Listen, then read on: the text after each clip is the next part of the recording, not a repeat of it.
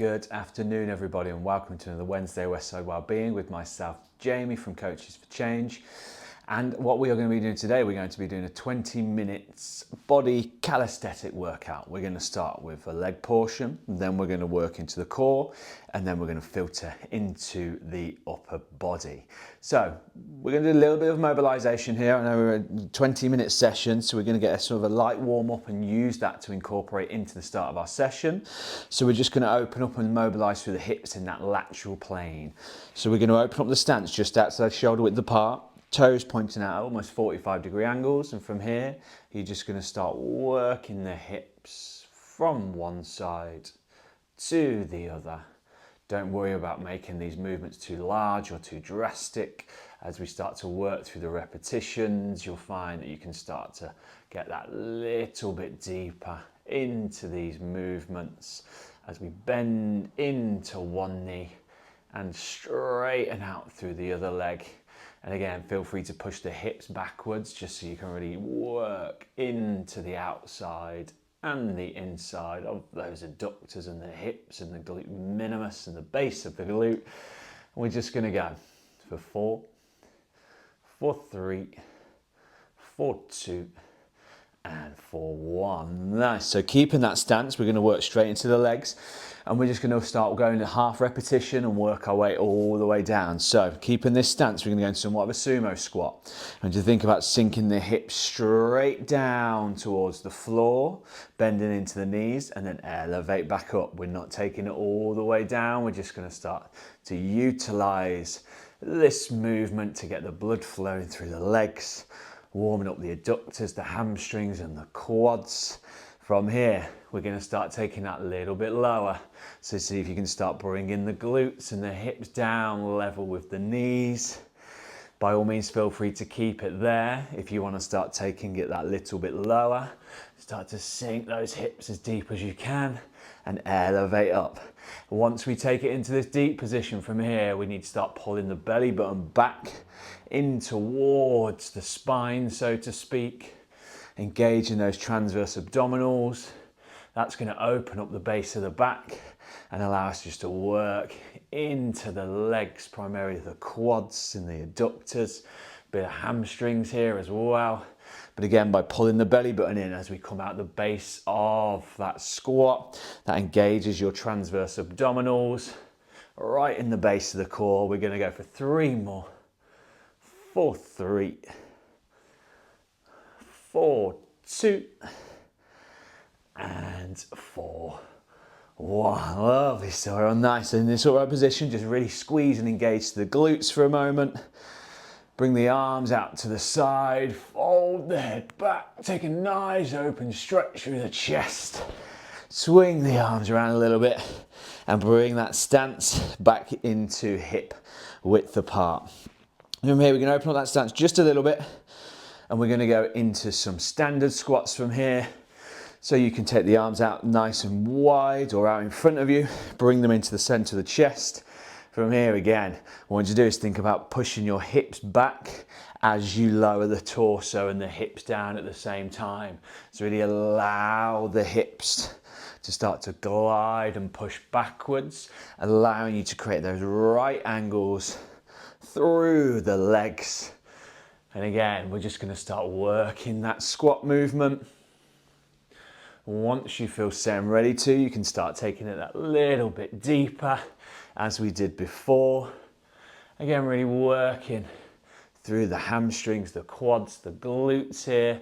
Really squeeze into those glutes as you come up to the top of that squat movement. Again, that's going to take the pressure away from the lower back. Build into that glute strength, because that's where the core starts. The glutes are the starting point or the base of the core. We're going to go for 5. Good. Working the hamstrings. For 4. Engaging and activating the quads as well. For 3. For 2. And for 1. Lovely stuff, everyone. Nice. Take a little moment, take a little bit of water on board if you wish to. We're already 5 minutes into that, and we've got 15 minutes to go.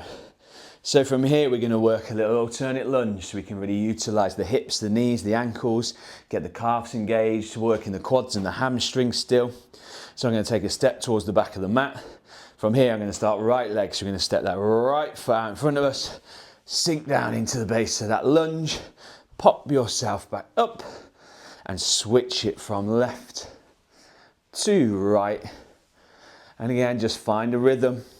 Find a tempo that works for you with this movement. Again, utilizing those larger muscle groups with the hamstrings and the quads at the top of the thighs. Starting to get some calf activation in that back leg. Stretching the Achilles on that lead ankle. And again, working through the hips, whoops, and the glutes. Nice, strong work, everyone. Let's keep that there. From here, this next repetition, we're going 6 more. For 6, again, find that rhythm. For 5, good, focus on that form. For 4, for 3,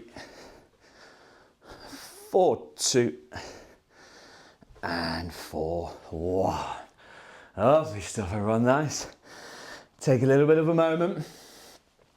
From here, we're going to stay upright. We're going to go into some full body movements here so we can start incorporating that core and start operating the upper body before we start to isolate those areas. So we're going to go in some bear crawls. This is going to increase the heart rate up. Bear crawl, I stand at the back of the mat or wherever the space that you're working with today. We're going to always make sure that we use the knees here. Bend into the knees as we go down and as we come back out. So we're going to bend into the knees, bring the hands to the floor. Walk it out into that high plank position. From here, add a press if you wish to. As you start to walk the hands in, push the hips back, bend into those knees. That's going to allow you to keep that tension away from the hamstrings. Because if we keep the legs nice and straight, I'll do it on this next one. You can see we're really having to stretch and load through the hamstrings unnecessarily. So again, we bend down through the knees, hands come to the floor. We walk it out. Add the press if you wish to. As you start to walk the hands back in, push the hips and the glutes back, allowing you to bend into those knees and elevate back up. Let's keep that going. We're in now. Bear crawling on a Wednesday afternoon, or possibly on any other time and day of the week, depending if you're joining us live today or getting that work in elsewhere throughout the week.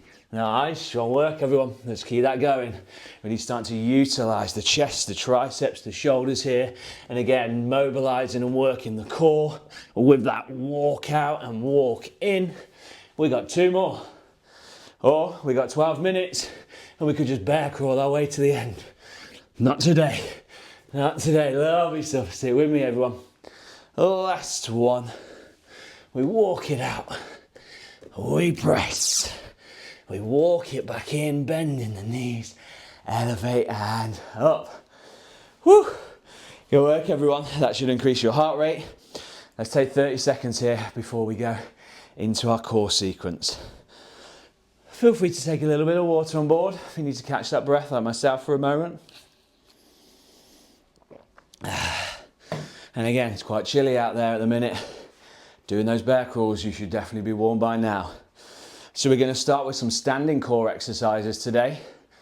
And what I want you to do is both fingertips are going to come to the temples.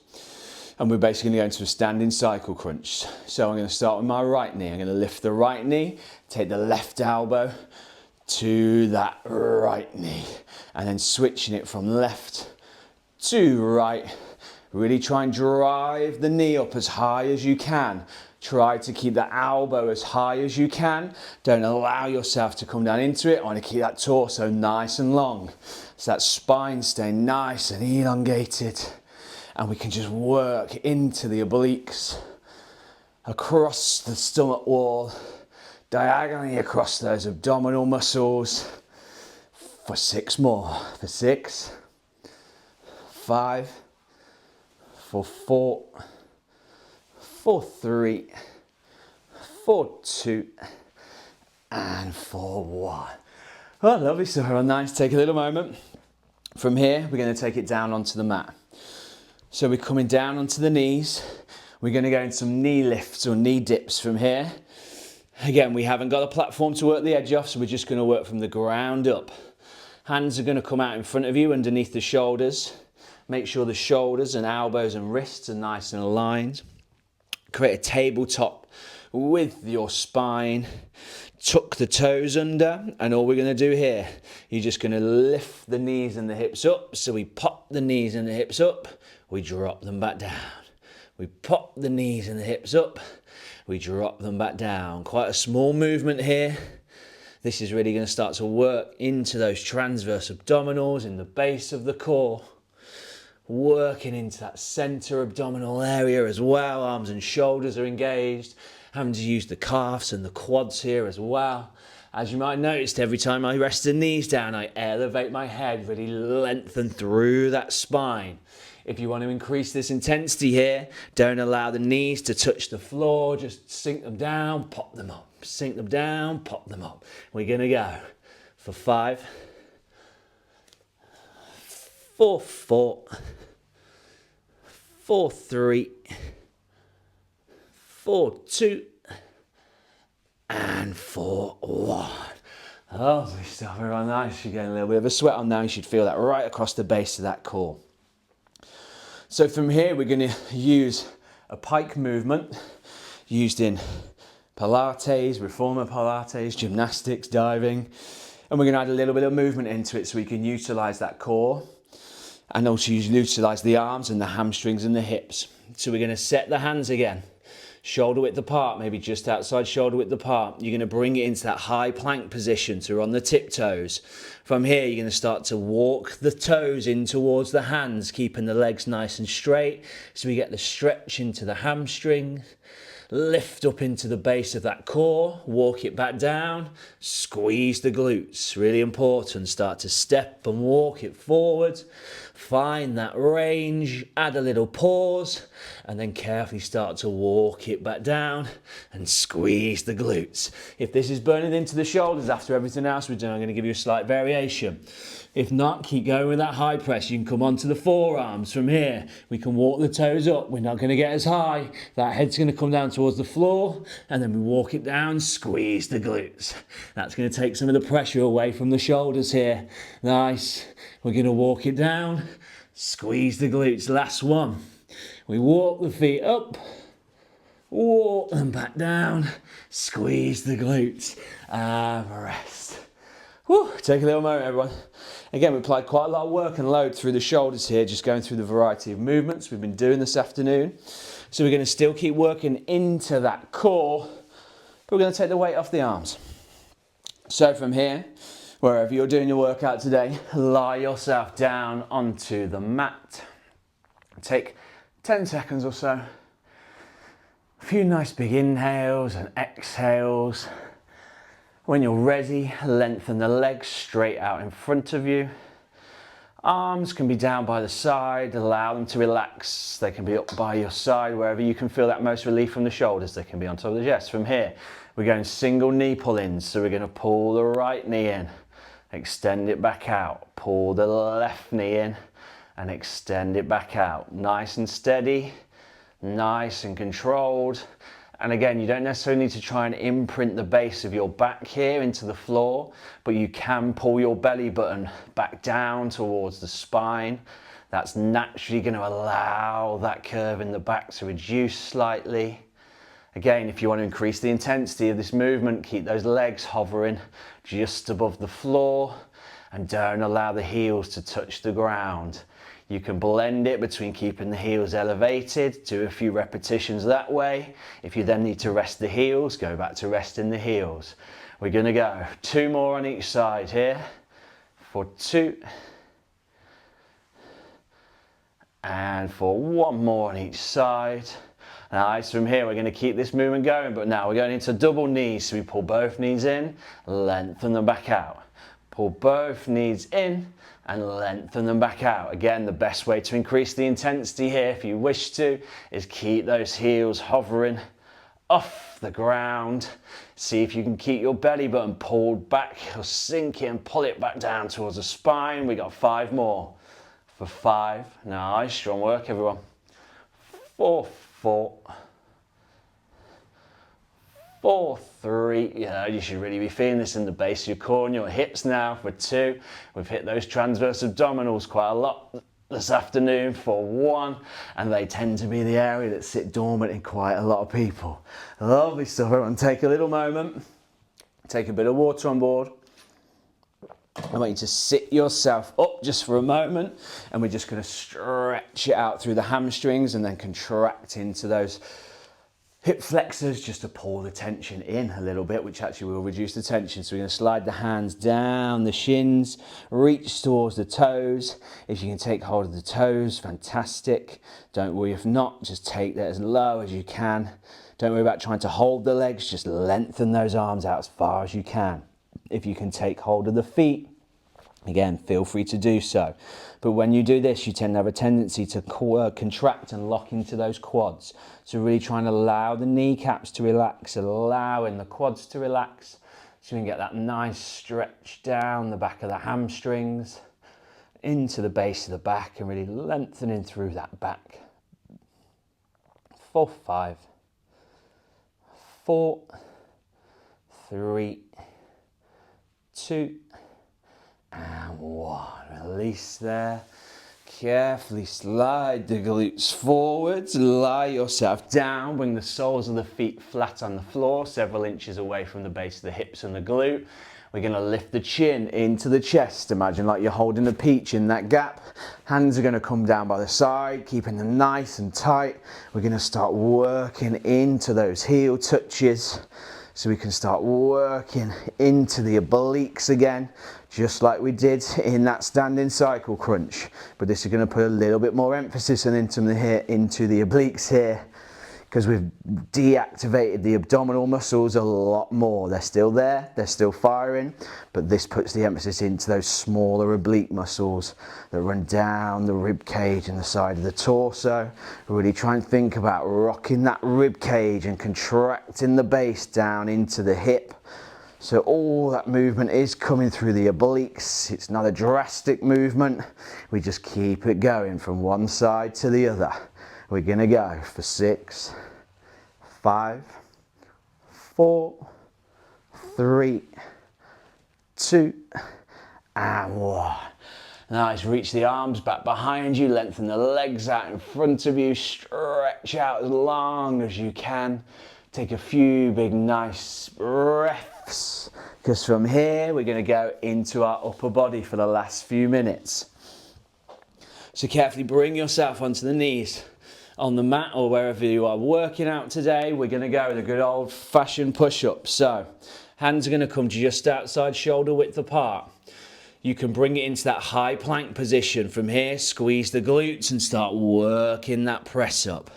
If this becomes a little bit too much, or it feels too much straight away, bring the knees to the floor, but keep that line, nice straight line from the shoulders down to the knees, allowing you to still appropriately work across the chest, utilizing the triceps down the back of the arms. Again, a little bit of bicep activation here as well with the push-up.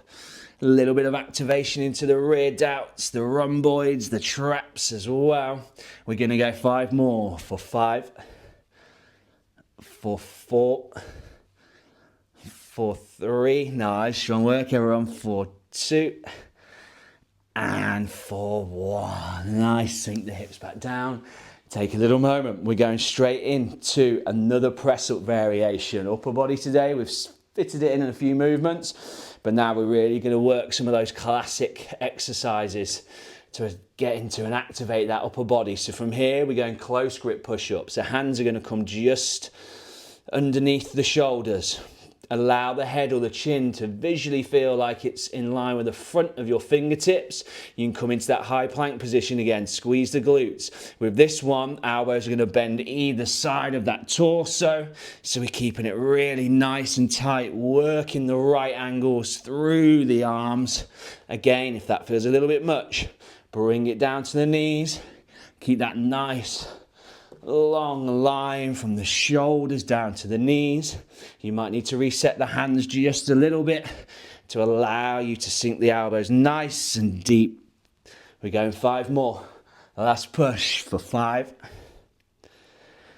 for 4, strong work everyone, for 3, for 2, and for 1. Lovely stuff everyone, nice. Bring it out, swing the arms backwards and forwards just so we can open up across that chest a little bit more. Catch your breath for a moment, take a little bit of water on board. I know I'm going to. And there we have it, another Wednesday Westside Wellbeing, done with myself from Coaches for Change. I'm Jamie. Harriet will be back next week. Good work everyone. A 20-minute full body calisthenics workout. Thank you very much for your time and your effort and energy everybody. Feel free to like and subscribe. Coaches for Change here, delivering sessions for Westside Wellbeing. We'll see you soon. Have a good day everyone. Goodbye.